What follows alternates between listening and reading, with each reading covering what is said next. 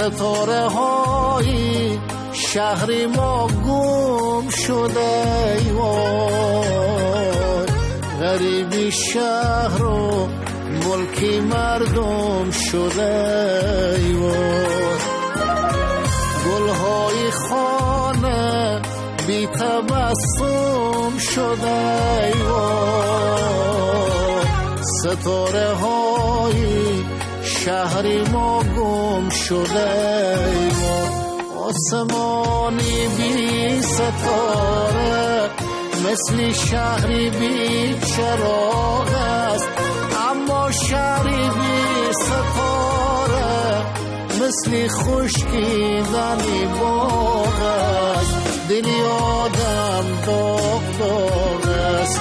دلی آدم داغ داغ است.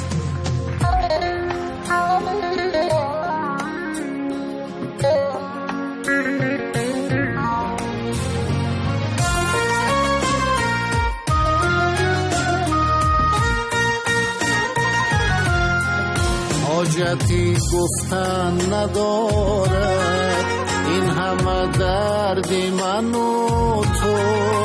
مثل نقشی روی آب است کرد و ناکردی من و تو، پیش رو درهایی بسته پشت سر پلها شکسته، به کجا روم خدایا خستم من خیلی خسته،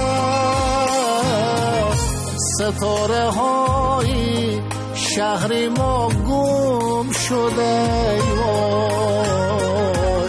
غریبی شهر و ملکی مردم شده ای وای، گلهای خانه بی تبسم شده ای وای، ستاره های شهری ما گم شده ای وای، آسمانی بی ستاره مثل شهری بی چراغ است، اما شهری بی ستاره مثل خشکیدنی باغ است، دلی آدم داغ داغ است، دلی آدم